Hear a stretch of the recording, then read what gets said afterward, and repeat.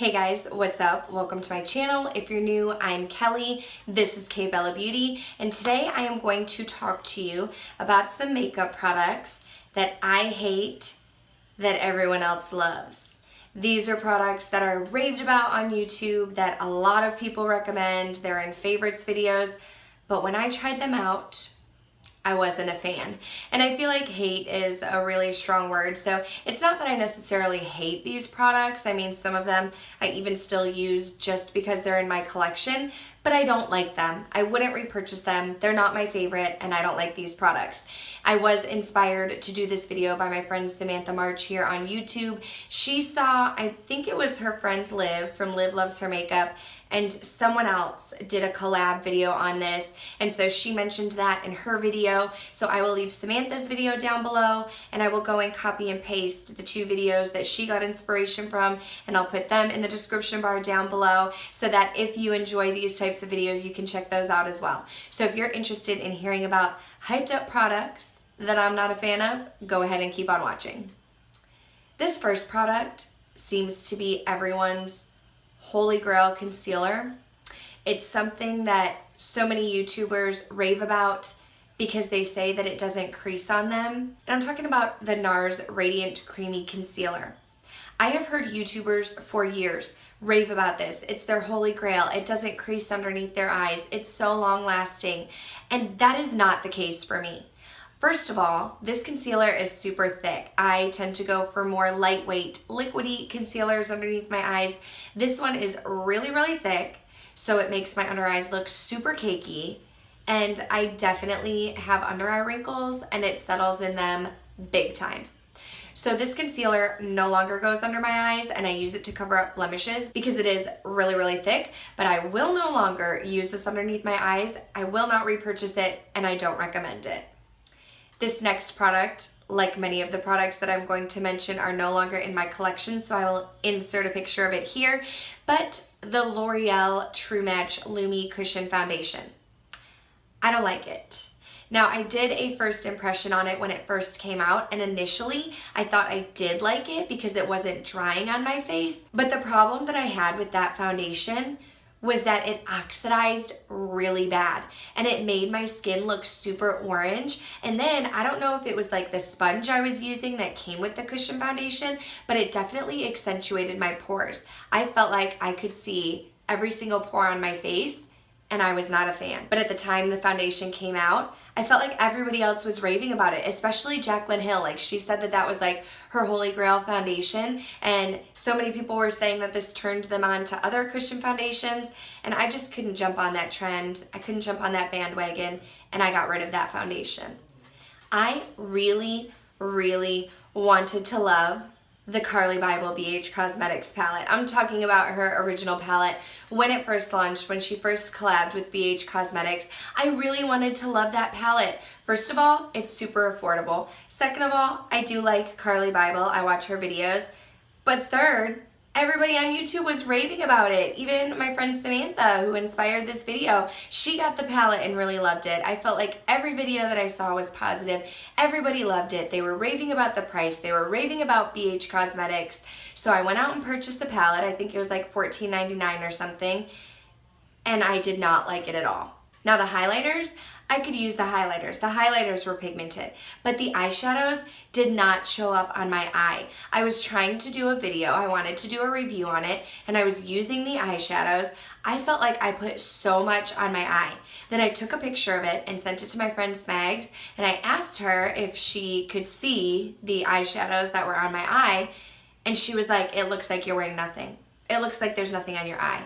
And I was using some of the darkest shades. I just could not get that palette to perform for me. And I felt really, really bad because I really wanted to love it, but I ended up getting rid of the palette. I didn't like it. Then Carly came out with a second one. She came out with the Carly Bible Deluxe Edition palette, and it had the same eyeshadows as before, but she did say in her video that she reformulated them and she added some other eyeshadows. Now, this palette does have more pigmentation than the first one, but I still would say that I don't love this palette. it doesn't give me as much pigmentation as some of my other eyeshadows, and so I don't find myself really reaching for this, and I don't think that I'm really a fan of BH Cosmetics eyeshadows, which is unfortunate because they're super affordable, and I feel like so many YouTubers talk about them, and so many YouTubers say that they love that they love BH Cosmetics eyeshadows. Carly Bible being one of them. She said that she loves the brand, but they're just eyeshadows that don't work out for me, and I don't like them. I have another concealer that everybody like lost their minds over, and people are still raving about this concealer, and that is the Tarte Shape Tape. I don't like the Tarte Shape Tape. I said it. I don't like it. It's very thick.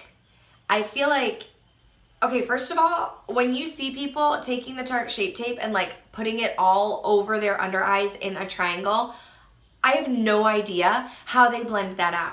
This concealer, it will blend out, but I literally can only put like 2 dots underneath my eye, and it's just so thick that it covers everything. So I don't understand how people are like painting it on. And then this is another one that settles in the fine lines in my under eyes. I'll put this under my eyes. It's super thick. Then it makes my under eyes look really dry, and then it's settling into the fine lines.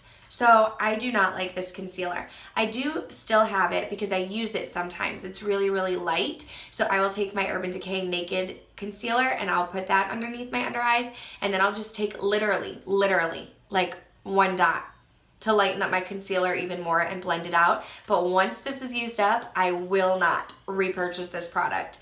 Everybody loves it. I don't know why I can't get it to work for me, but I don't like this concealer. I love liquid lipsticks. I have so many liquid lipsticks from so many different brands. Those are what I reach for 9 out of 10 times. But I do not like Anastasia Beverly Hills liquid lipsticks. I don't like her formula. I feel like they have beautiful colors. I purchased several, but like the lighter ones give me like the butthole mouth where you can literally like see it creasing and chunking on my inner lip. They're super drying. Like even when I put chapstick on underneath, they're still super drying, and they settle into the fine lines in my lips. So I mean, maybe I just have really like liney lips, I don't know, but it settles into every single line on my lips, and you can like see everything, and it just looks so crusty. My lips look so dry, and it just doesn't look good on me. I wanted to love them. Everybody loves Anastasia Beverly Hills liquid lipsticks. So many people rave about them, and she has so many good colors. Like the colors are gorgeous, but I don't know what it is about the formula. I can't wear it. I can't wear it. It doesn't look good on me. It doesn't feel good on me. And there are so many other liquid lipsticks in my collection that I reach for other than the ABH ones that I actually just threw them out recently because they were old and I never touched them. I don't like them, and I will not repurchase any more of her liquid lipsticks. ColourPop Cosmetics recently came out with their pressed eyeshadows, but before that, everybody knew ColourPop because of their Super Shock shadows. And every video that I saw on the Super Shock shadows seemed to be really positive. Everybody loved the Super Shock shadows.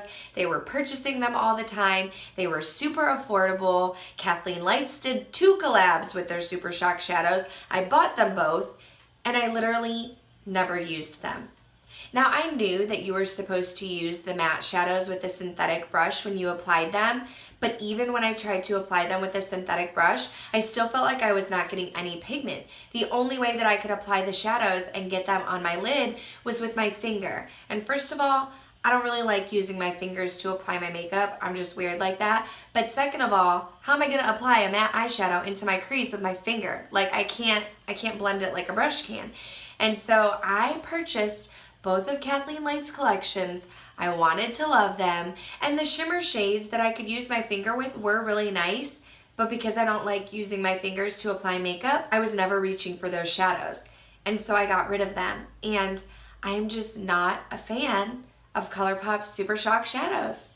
I like their liquid lipsticks, I like their satin lipsticks, I have not tried their pressed eyeshadows, but I definitely would not recommend their Super Shock ones. I have really dry skin, so when Smashbox came out with their primer water, I thought that it was going to be a super hydrating makeup primer. I thought it would be similar to the Fix Plus, and every review that I saw on it was amazing. People loved it. I feel like Casey Holmes raved about it.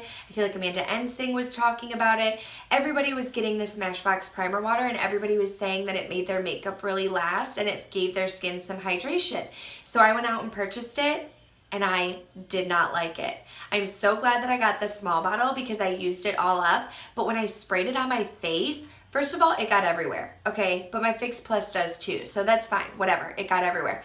But it was so sticky. Like, it made my shoulders sticky if I was wearing a tank top. It was like in my hair. My hands were sticky. My face was sticky. And I feel like the stickiness on my face, like, it went away when I put makeup on, and sure, it probably made my makeup last, but it was getting all over me. It was getting all over my body and making me super sticky, and I was not a fan. I don't feel like it gave me extra hydration. I don't know why everybody loved it, but it just didn't do the same thing for me, and so that is one product that I will not repurchase.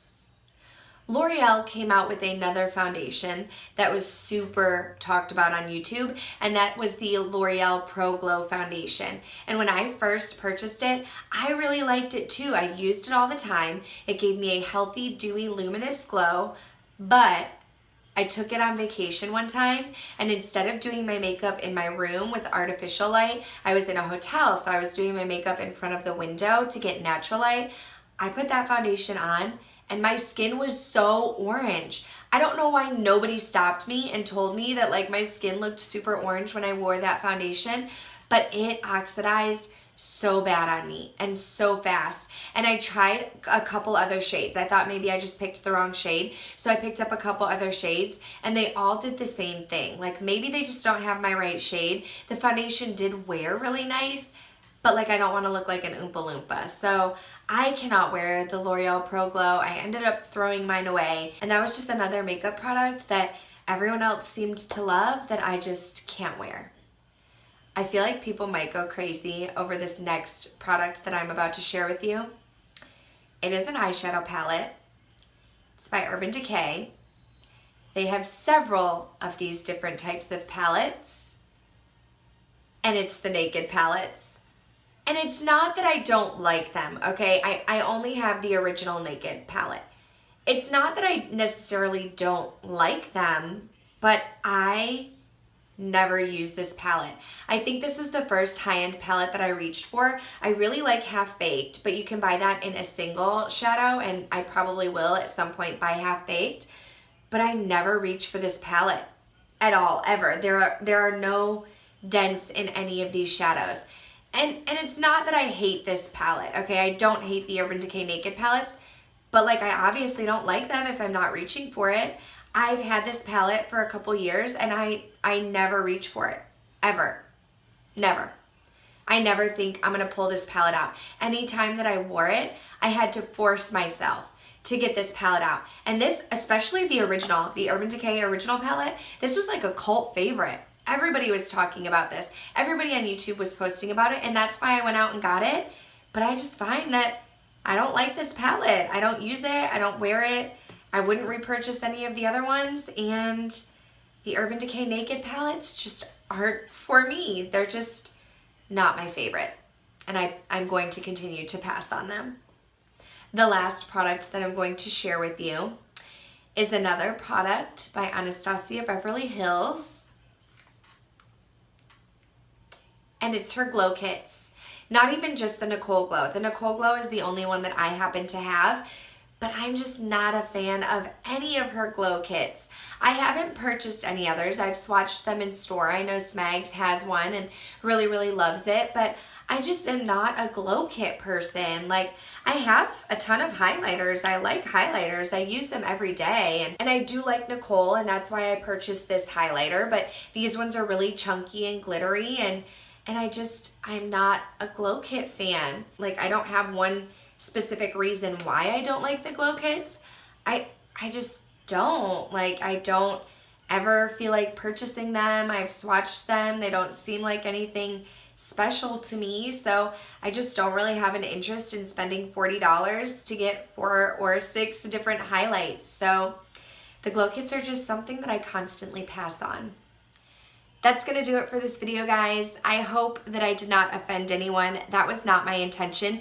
These are just makeup products that have been super hyped up that didn't work out for me. But if you love these, if they're your holy grail, you're obviously with the majority here, because a lot of people really like these makeup products, and if you search them on YouTube, they're really, really popular. And if you like these, keep using them. If they worked for you, that's great. I hope that when you spend your hard-earned money on makeup products, that they do work out for you. But for whatever reason, these products didn't work out for me, or they just simply didn't interest me like they interested some other people. So these are products that I personally do not get use out of.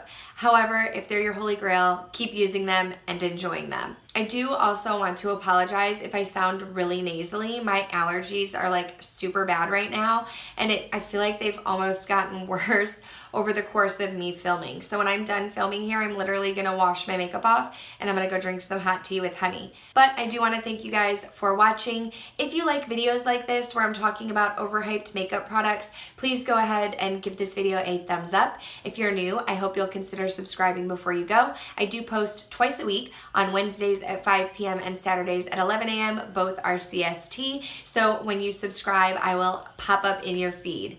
Thanks again for watching, and I'll talk to you guys soon. Bye.